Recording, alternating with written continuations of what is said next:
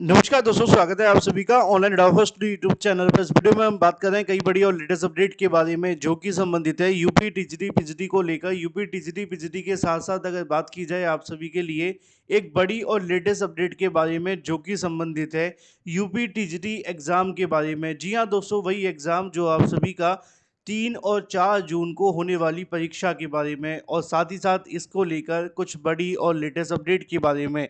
Channel को subscribe करके bell icon को दबा लेना, वीडियो को लाइक कर देना, जिससे कि आपको रियल ऑथेंटिक जानकारियों के नोटिफिकेशन ऑनलाइन अडाफोस्ट यूट्यूब चैनल के माध्यम से मिलते रहें। सीधे शुरुआत करते हैं मुद्दे की और बड़ी अपडेट के साथ जो कि संबंधित है यूपी टीजीटी एग्जाम के बारे में।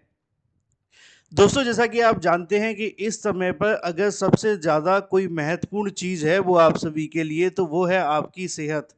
क्योंकि कई बार हमें बहुत सारी चीज़ें देखने के लिए मिली हैं, कई हमने पौराणिक कथाओं से सीखा है, कहानियों से सीखा है, मूवियों से सीखा है, और बहुत सारे लेक्चर्स में देखा है, सत्संग में सुना है, कहीं ना कहीं तो आपने सुना ही होगा। ये सारी बातें बस मैं आपको इसलिए बता रहा था कि उसमें सब कुछ आप सभी को कहा जाता है। और अंग्रेजी की तो एक कहावत है कि भाई हेल्थ इज़ वेल्थ, यानी कि अगर सब कुछ आपको सही चाहिए तो वो सब कुछ आपका तभी सही होगा जब आपकी सेहत सही होगी।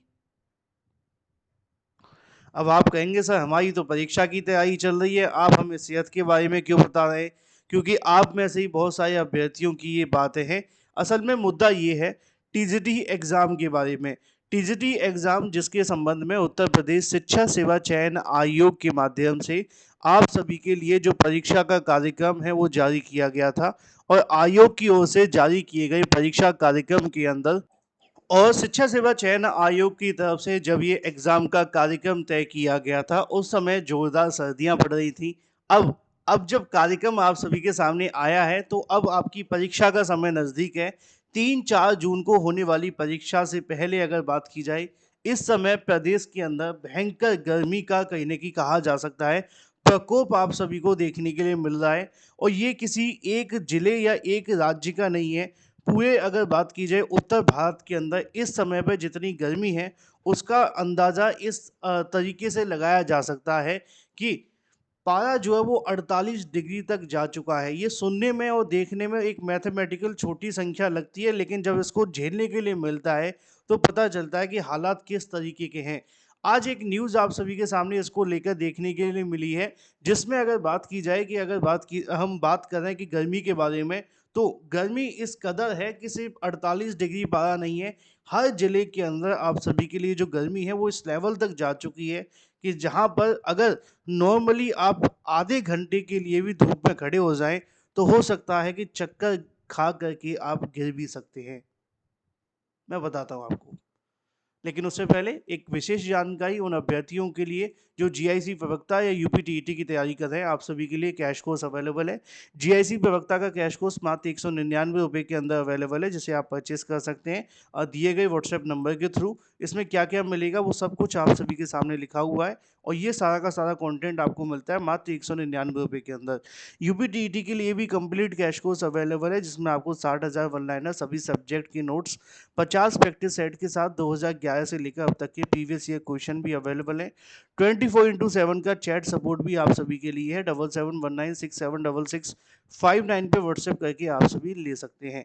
चलिए बात कर लेते हैं मुद्दे की। मुद्दा ये है कि बांदा में लगातार चौथे दिन भी देश में सबसे गर्म रहा है। यानी कि पूरे देश भर के अंदर अगर कहीं पर सबसे ज़्यादा गर्मी है तो बांदा के अंदर है। अब बहुत सारे अभ्यर्थी बांदा से देख रहे होंगे, लेकिन बहुत सारे अभ्यर्थी प्रदेश के अलग अलग जिलों से भी देख रहे होंगे, जहां पर गर्मी का प्रकोप कुछ कम नहीं है, लेकिन 2-3 डिग्री बढ़ने से मामला और ज़्यादा बढ़ जाता है। अगर बात की जाए बांदा को लेकर तो पारा 48 डिग्री है, प्रयागराज के अंदर 46.4 डिग्री है, हमीरपुर के अंदर 46.2 डिग्री है, झांसी में बात की जाए तो 45.9 डिग्री है, और आगरा के अंदर 45.3 डिग्री है। अब आप अंदाज़ा लगा करके देखिए कि इन तमाम ज़िलों के अंदर जो नीचे लिखे हुए हैं, इनमें रेड अलर्ट भी जारी कर दिया गया है। बांदा, चित्रकूट, कौशाम्बी, प्रयागराज, फतेहपुर, मिर्ज़ापुर, भदोही, कानपुर देहात, कानपुर नगर, अलीगढ़, मथुरा, हाथरस, एटा, मैनपुरी, फिरोजाबाद, इटावा, औरैया, जालौन, हमीरपुर और महोबा जिला इसके अलावा झांसी, ललितपुर और इसके आसपास के जो क्षेत्र हैं इनमें रेड अलर्ट है। रेड अलर्ट ये है कि भाई ध्यान रखें, गर्मी से बचने की कोशिश करें, ज़्यादा से ज़्यादा पानी पिएँ, हो सके तो नींबू पानी पिएँ, मुंह को ढक कर के रखें, कपड़े पूरे पहन कर के ही बाहर निकलें और भी बहुत सारी बातें हैं। लेकिन अब ऐसे समय पे बहुत सारे अभ्यर्थी हैं जिनको एक जगह से दूसरी जगह जाना होगा सिर्फ और सिर्फ टीजीटी परीक्षा देने के लिए, जो कि 3 तारीख और 4 तारीख को होने वाली है। अब ऐसे में ये वीडियो बनाने का उद्देश्य क्या है? ठीक है, बहुत सारे अभ्यर्थी कहेंगे सर गर्मी है, गर्मी बहुत ज़्यादा है, लेकिन आप इस वीडियो में कहना क्या चाहते हैं उस पर बात कर लेते हैं। देखो ये वीडियो बनाने के 2 पॉइंट हैं। पहला पॉइंट है आपकी सुरक्षा, दूसरी है एक तरीके से शिक्षा सेवा चयन आयोग और सरकार से कुछ अपील। देखो 3-4 तारीख को जो परीक्षा होने वाली है इसमें कोशिश करें कि आप अपनी पूरे तरीके से अपना सेहत का ध्यान रख कर के ज़्यादा से ज़्यादा हाइड्रेटेड रहें, पानी से संबंधित चीज़ें अपने साथ लेकर के जाएं, लिक्विड लेते रहें। परीक्षा में पहुंचने से पहले कोशिश करें कि एग्ज़ाम सेंटर पे 1-2 दिन पहले पहुंचें। एग्ज़ाम सेंटर तो नहीं पता, लेकिन उस शहर के अंदर पहले पहुंच जाएं।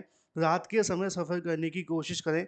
दिन में थोड़ा-सा दिक्कतें हो सकती हैं क्योंकि गर्मी ज़्यादा होगी, ठीक है? तो पहली 2-3 चीज़ें आपको ध्यान रखनी है, हाइड्रेटेड रहें, एग्ज़ाम शहर पहुँचने के लिए 1 दिन पहले या 2 दिन पहले पहुँचने की व्यवस्था कर लें, जिससे कि आप ठंडे में सफ़र करेंगे तो दिक्कतें कम आएँगी, दोपहर के समय सफ़र करेंगे तो दिक्कतें ज़्यादा आएँगी।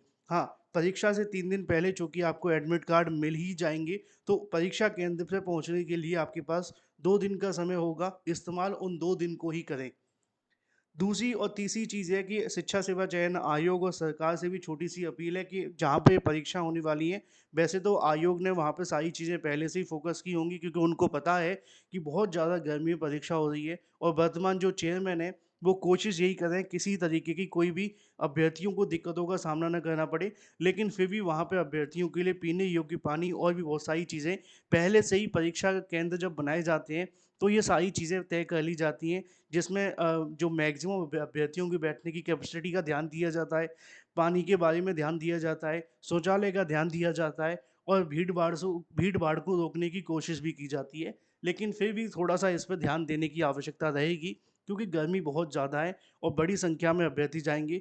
बाकी जो अभ्यर्थी इस वीडियो को देख रहे हैं, जैसे कि जो भी चैनल्स के माध्यम से है, कोशिश करें कि आपके आस-पास अगर परीक्षा केंद्र है और आपके पास परीक्षा हो रही है, तो वहाँ पर इन अभ्यर्थियों को पानी संबंधित या कुछ खान पिय पेय संबंधित चीज़ें दी जाएँ जिससे कि अभ्यर्थियों को थोड़ी राहत मिल सके। इसका विशेष ध्यान रखा जाए क्योंकि परीक्षा के लिए सबसे मेन है अभ्यर्थियों की सुरक्षा यानी कि सेफ्टी और सेफ्टी का मतलब है हेल्थ पर्पस, ठीक है? यानी कि सेहत का। तो ध्यान अवश्य रखिएगा और परीक्षा के लिए तो ढेर सारी शुभकामनाएँ हैं ही हैं क्योंकि अब ऐसी गर्मी परीक्षा हो रही है तो हो ही जाए तो बेहतर होगी क्योंकि काफ़ी लंबे समय से अटकी हुई है।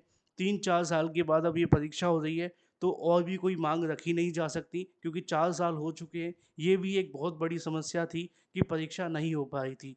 अब जैसे-तैसे हो रही है, तो आप अपना ध्यान रखें और पूरी मेहनत लगा दें। बाकी जो होगा वो तो रिज़ल्ट आ ही जाएगा। Thank you for watching this video.